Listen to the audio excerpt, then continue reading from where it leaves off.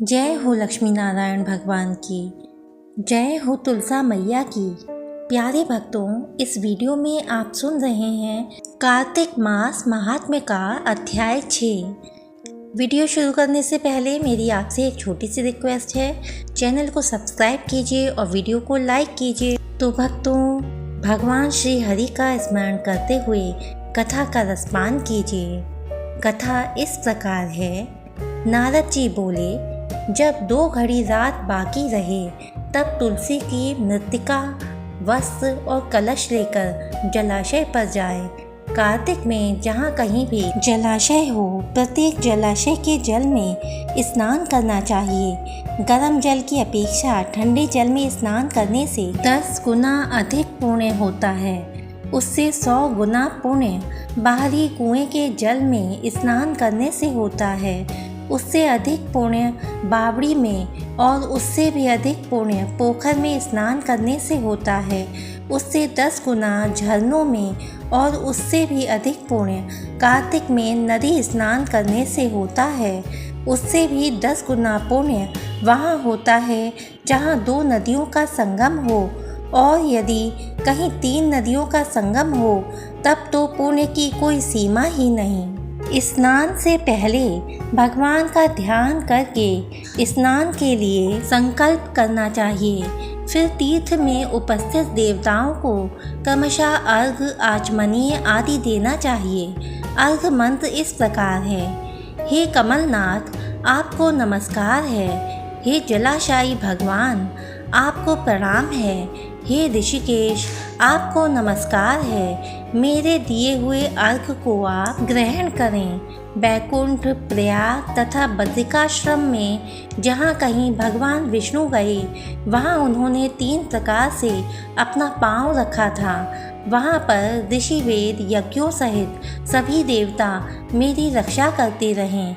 हे जनार्दन, हे दामोदर, हे देवेश, आपको प्रसन्न करने के लिए मैं कार्तिक मास में विधि विधान से ब्रह्म मुहूर्त में स्नान कर रहा हूँ। आपकी कृपा से मेरे सभी पापों का नाश हो। हे प्रभु, कार्तिक मास में व्रत तथा विधि पूर्वक स्नान करने वाला मैं अर्घ देता हूँ। आप राधिका सहित ग्रहण करें। हे कृष्ण, हे बलशाली राक्षसों का संहार करने वाले भगवान, हे पापों का नाश करने वाले, कार्तिक मास में प्रतिदिन दिए हुए मेरे इस अर्घ द्वारा कार्तिक स्नान का व्रत करने वाला फल मुझे प्राप्त हो। तत्पश्चात विष्णु, शिव तथा सूर्य का ध्यान करके जल में प्रवेश कर नाभि के बराबर जल में खड़े होकर विधि पूर्वक स्नान करना चाहिए। गृहस्थ को तिल और आंवले का चूर्ण लगाकर तथा विधवा स्त्री व यति को तुलसी की जड़ की मिट्टी लगाकर स्नान करना चाहिए। सप्तमी, अमावस्या, नवमी, त्रयोदशी, द्वितीया, दशमी आदि तिथियों को आंवला तथा तिल से स्नान करना वर्जित है। स्नान करते हुए निम्न शब्दों का उच्चारण करना चाहिए।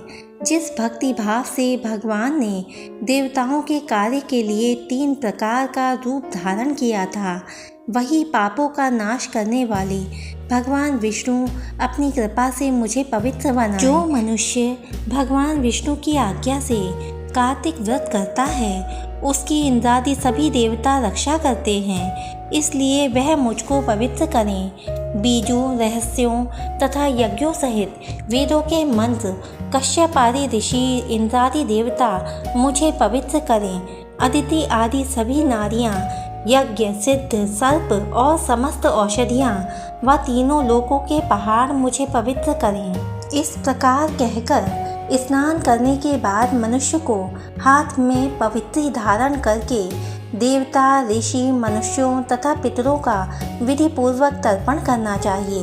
तर्पण करते समय तर्पण में जितने तिल रहते हैं, उतने वर्ष पर्यंत व्रती के पितृगण स्वर्ग में वास करते हैं। उसके बाद व्रती को जल से निकलकर शुद्ध वस्त्र धारण करने चाहिए।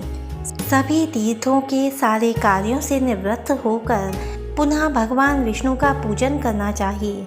सभी तीर्थों के सारे देवताओं का स्मरण करके भक्ति पूर्वक सावधान होकर चंदन, फल और फूलों के साथ भगवान विष्णु को फिर से अर्घ्य देना चाहिए।